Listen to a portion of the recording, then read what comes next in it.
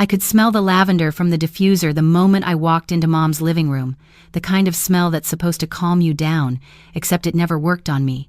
Not in this house.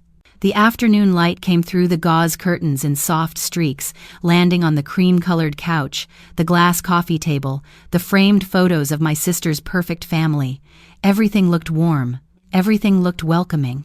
But I'd learned a long time ago that warmth in the Morgan house was usually just good lighting. I was holding a bottle of wine I'd picked up on the way over. Something I'd grabbed without thinking. The label pretty enough that it looked like I'd made an effort. I hadn't been planning to stay long. Just a quick drop-in before Thanksgiving dinner planning got too chaotic. That was the plan. Then, I heard my name. I stopped in the hallway, just outside the kitchen. The door was cracked open, not all the way, but enough. Enough to hear my mother's voice, low and careful, like she was sharing a secret she didn't want getting out. "Maya's coming to Thanksgiving this year, right?" That was my Aunt Linda. I recognized the edge in her tone, the one she used when she was about to say something she thought was clever. "Of course she is," Mom said. There was a pause, the sound of something being set down on the counter. A mug, maybe. She wouldn't miss it. "Good," Linda said, "because I think it's time we do something about this whole tattoo artist thing." I felt my hand tighten around the neck of the wine bottle. "I've been thinking the same thing," Mom said, and her voice had that tone I knew too well. The one that sounded like concern but was really just embarrassment dressed up nice. "She's 31, Linda. 31, and she's still doing tattoos in that little shop in North Portland. It's not a career, it's not stable. It's not respectable," Linda added, like she'd been waiting to say it. I should have walked in right then. I should have kicked the door open and asked them to say it to my face, but I didn't. I just stood there, frozen, listening to my own mother talk about me like I was a problem that needed solving. "I talked to Richard," Mom continued. "Richard was my uncle, Linda's husband, who ran some insurance firm downtown. He said he could get her an interview, something entry-level, but it's a real job. Benefits. A 401k. You know, the kind of thing adults are supposed to have." "That's perfect," Linda said, "and we can bring it up at dinner, in front of everyone. You know, make it a family thing, supportive." "Exactly." Mom's voice brightened, like she'd just solved world hunger. "We'll frame it as us wanting to help her. She can't say no if everyone's there. It'll be encouraging." "Encouraging," Linda repeated, and I could hear the smile in her voice. "I like that. And honestly," Mom added, her voice dropping lower, more conspiratorial, "maybe if she sees how much we all care, she'll finally realize this tattoo phase has gone on long enough. She's talented, I'll give her that. But talent doesn't mean it's the right path." "Right," Linda said. "I mean, look at Jenna. She went to college, got her teaching degree, married Brandon. That's stability. That's a life." "Exactly. And Maya could have that too if she just stopped being so stubborn about this art thing." Art thing. Like it was something I did in my spare time, like it wasn't the reason I woke up every morning. "Do you think she'll resist?" Linda asked. Mom laughed, but it wasn't a happy sound. "Probably. You know how she gets, defensive. But that's why we need everyone there. She can't make a scene if the whole family is supporting her." Supporting, that word again, wrapped around something that felt more like cornering a wild animal. They kept talking, but I stopped listening. My ears were ringing too loud to hear anything else. They were planning an ambush. A public Thanksgiving dinner ambush, in front of my sister, my cousins, my grandparents, where they'd corner me into admitting my life wasn't good enough. Where they'd hand me a lifeline I didn't ask for and make me look ungrateful if I turned it down. I set the wine bottle on the hallway table as quietly as I could and left. The air outside was cold and sharp, the kind that bit at your face and made your eyes water. I sat in my car for a long time, hands gripping the steering wheel, staring at nothing. My phone buzzed. A text from my sister, Jenna. "You coming over?" Mom's asking. I didn't reply. Instead, I drove to my shop. It was closed for the day, but I had the keys. I let myself in through the back, past the small waiting area with its leather chairs and framed flash art on the walls, into my studio. My space. The one place that felt like mine. The shop smelled like antiseptic and ink, familiar and grounding. I turned on the overhead lights and looked around. My station was clean, organized, exactly how I'd left it after my last client 2 days ago. On the wall behind my chair were photos. Client photos. Full sleeves, memorial pieces, intricate mandalas, portraits that looked like photographs. Years of work. Years of people trusting me with their skin, their stories, their pain. I sat at my station and stared at the wall. At the photos pinned up there. My work, sleeves I'd designed, memorial pieces, portraits. A full back piece that took 6 months and won me an award at a convention in Seattle. I wasn't just good at this. I was really good. But they didn't see that. They saw needles and ink and something they could reduce to a phase I hadn't grown out of. My phone buzzed again. This time it was my best friend, Casey. She was the only one outside my family who knew what Thanksgiving was usually like for me. "You okay?" her text read. I called her. "They're planning an intervention," I said as soon as she picked up. "What?" I told her everything. The conversation I'd overheard, the insurance job, the plan to embarrass me in front of everyone under the guise of helping. Casey was quiet for a long moment. Then she said, "You're not going, right?" "I don't know." "Maya." "I know." I rubbed my temples. "I know I shouldn't, but if I don't show up, it'll just confirm everything they already think, that I'm irresponsible, that I can't handle real life, that I'm—" "Stop," Casey said. Her voice was firm. "You're not any of those things. You run your own business. You have clients booked out for months. You just got featured in that magazine. You're doing fine. They don't see it that way." "Then make them see it." I didn't say anything. "I'm serious," she said. "You've been letting them talk down to you your whole life. Maybe it's time to stop playing their game." After we hung up, I sat there in the dark for a while, and then I started thinking, if they wanted to make Thanksgiving dinner a stage for their little intervention, fine, but I wasn't going to show up empty-handed. I wasn't going to sit there and smile while they handed me a pity job and acted like they were saving me. I opened my laptop. It took me about an hour to put it together. A portfolio, not the kind I showed clients, the kind I should have shown my family years ago but never did because I didn't think they'd care.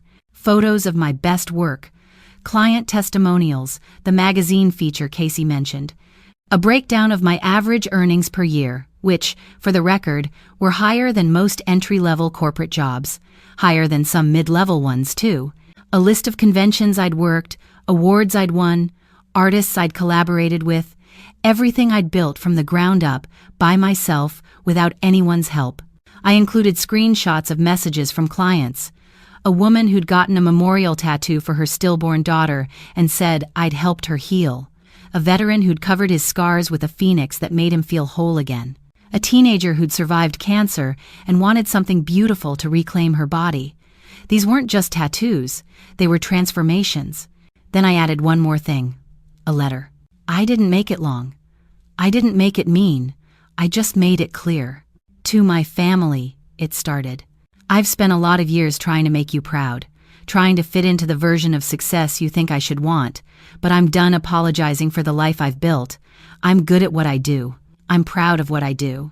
And if you can't see that, that's not my problem anymore." I printed it out, 20 copies, one for every person who'd be at that Thanksgiving table. I didn't sleep much that night.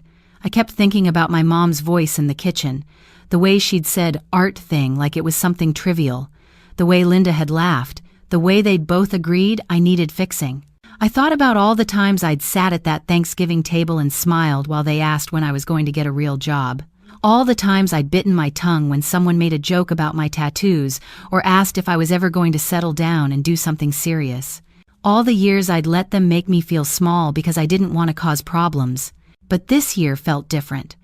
This year, I was done shrinking. The next morning, I drove to a print shop and had everything bound into neat little folders, clean, professional, impossible to ignore. Then I put them all in a box, wrapped the box in plain brown paper, and wrote, "For Thanksgiving," on the top in black marker. I delivered it to my mom's house the day before Thanksgiving. I left it on the porch, knocked twice, and walked back to my car before anyone could answer the door. My phone started ringing an hour later. I let it ring. It rang 6 more times that evening. Mom, Linda, Jenna, even my Uncle Richard. I didn't pick up any of them. The only message I listened to was from my grandma. Her voice was soft, a little confused. "Maya, honey, I got your packet. I don't really understand all this, but the tattoos are real pretty. Are you coming tomorrow? I texted her back. I don't think so, Grandma, but I love you. Thanksgiving morning, I stayed home. I made eggs. I drank coffee. I sat on my couch in sweatpants and watched old episodes of a show I'd already seen twice. It felt strange, not being at my mom's house, not smelling the turkey, or hearing Linda's loud laugh or watching Jenna's kids run around, but it also felt quiet, peaceful. My phone buzzed around noon. It was Jenna. You need to come over. Now. I stared at the message. Another buzz. Mom's losing it. Everyone's talking about your stupid packet. This is so embarrassing, Maya. I almost didn't reply. But I did. Embarrassing for who? She didn't text back. Around 2, my mom called. I thought about letting it go to voicemail again, but something made me pick up. Maya. Her voice was tight, controlled, like she was trying very hard not to yell. What were you thinking? I was thinking, I said slowly, that if you were going to ambush me, I'd give you something to think about first. Ambush? She sounded genuinely offended. We were trying to help you. By humiliating me in front of the whole family? By acting like my life is a mess that needs fixing? That's not. She stopped. I could hear voices in the background, someone laughing, someone else shushing them. You didn't have to do this, Maya. You didn't have to make a scene. I didn't make a scene, Mom. I wasn't even there. She was quiet for a long moment. Then she said, Linda's upset. Richard's upset. Jenna won't even talk to me. Maybe they should be upset, I said. What's that supposed to mean? It means maybe you should all think about why I didn't want to be there in the first place. I hung up before she could respond. The rest of the day passed slowly. Casey called around 5 to check on me. I told her what happened, and she laughed so hard I thought she was going to drop the phone. You're a legend, she said. I'm probably not invited to Christmas. Good, she said. Come to mine instead. I thought about it, and I realized I didn't feel bad. I didn't feel guilty. I felt lighter, like I'd been carrying something heavy for a long time, and I'd finally set it down. That evening, I got one more text, this time from my grandma. I'm proud of you, sweetheart. Don't let them make you small. I read it 3 times, then put my phone down and stared out the window. The sun was setting, painting the sky in shades of orange and pink. The city looked quiet from where I was, peaceful, like it was taking a breath before the night came in. I didn't know what would happen next, if my family would eventually come around, or if this was the beginning of something permanent. But for the first time in a long time, I wasn't scared of the answer. I grabbed my coat and walked out into the evening air. There was a park a few blocks away, the kind with big trees and paths that curved around a small pond. I walked through it slowly, hands in my pockets, letting the cold settle into my lungs. Somewhere behind me, I could hear a family laughing, kids shouting, a dog barking. The world kept moving, kept living, even when your own world felt like it had just shifted on its axis. By the time I got home, it was dark. I made tea, turned on the lamp by the couch, and sat down with a sketchbook. I didn't have any clients booked, no designs that needed finishing. I just drew for the sake of it, lines and shapes, and something that might have been a phoenix, rising out of its own ashes. My phone buzzed one last time before I went to bed. A text from Jenna. I read your letter. I waited. 3 dots appeared, then disappeared, then appeared again. I didn't know you felt that way. I didn't reply right away. I thought about what to say, how to say it, whether it was even worth it. Finally, I typed, "Now you do." She didn't respond, and I didn't expect her to. I turned off the lights and went to bed. Outside, the city hummed its low, constant hum. And for the first time in years, I fell asleep without worrying about what my family thought of me. I woke up the next morning to silence. No calls. No texts. No one demanding an explanation or an apology. Just silence, stretching out in front of me like an open road. I made coffee, opened the blinds, and looked out at the gray November sky. It wasn't pretty, it wasn't dramatic, but it was mine, and that was enough. The weekend passed in a blur of quiet. I worked on some new flash designs, reorganized my station, answered messages from clients who were checking their appointment times, normal things, grounding things. The kind of routine that reminded me why I'd chosen this life in the first place. On Sunday afternoon, my phone rang. Unknown number. I almost didn't answer, but something told me to pick up. Maya? It was my grandma's voice, clearer than the voicemail she'd left. Hi, Grandma. I wanted to talk to you, honey, without everyone else listening. She paused, and I could hear her settling into a chair, the creak of old wood. I've been thinking about what you wrote, about not apologizing anymore. I waited. You know, she continued, when I was your age, I wanted to be a painter. Did I ever tell you that? No, I said quietly. I was good too. Had a teacher who said I could make something of it, but my parents thought it was foolish. Said I needed to find a husband, have children, live a proper life. She laughed softly, but there was something sad in it. So that's what I did. I put away my paints and I married your grandfather and I had your mother and your uncle, and I loved them. I did. But sometimes I wonder who I might have been if I'd been brave enough to choose differently. My throat felt tight. What I'm saying is, Grandma said, I see you, Maya. I see what you've built, and I think you're brave. Braver than I was. Don't let them take that from you. Thank you, I managed to say. Your mother will come around eventually. She's stubborn, but she's not cruel. She just doesn't understand yet that success doesn't look the same for everyone. Another pause. But whether she does or not, you keep being who you are. Promise me. I promise. After we hung up, I sat there for a long time, staring at my phone. My grandma's words echoed in my head, mixing with everything else I'd been feeling. The anger, the hurt, the relief. All of it, swirling together into something I couldn't quite name. Monday morning, I opened my shop like always. My first client was a regular, a guy named Marcus who was finishing up a sleeve we'd been working on for months. He came in with coffee for both of us, asked about my Thanksgiving, and I told him the truth. Not all of it, but enough. Family's complicated, he said, settling into the chair, but you gotta do what's right for you, you know? Yeah, I said, prepping my station. I'm learning that. We worked in comfortable silence for a while, the buzz of the tattoo machine filling the space. This was what I loved, the focus, the creation, the trust someone placed in you to put something permanent on their body. It was intimate and powerful and real in a way that no office job could ever be. When Marcus left, he tipped me extra and said, "Keep doing what you're doing, Maya. The world needs more people who are brave enough to be themselves." I smiled. Thanks, Marcus. The rest of the week crawled by. A few more clients, a few more messages from Jenna that I didn't answer, one voicemail from my mom that I deleted without listening to. And through it all, that feeling of lightness stayed with me, like I'd finally set down something I didn't even realize I'd been carrying. By Friday, I felt ready to do something I'd been avoiding for a long time. I opened my laptop and started writing. Not a letter this time, a blog post, about what it meant to choose a path that didn't make sense to other people, about finding success in unexpected places, about the courage it took to disappoint the people you loved in order to be true to yourself. I didn't publish it right away. I let it sit, rereading it a few times, making sure the words said what I meant them to say, and then, on Saturday morning, I hit publish. The response was immediate. Comments from other artists who'd felt the same pressure. Messages from people who were struggling with their own family's expectations. Stories of courage and regret and hope. It was overwhelming in the best way. One comment in particular stood out. It was from someone I didn't know, a username I'd never seen before.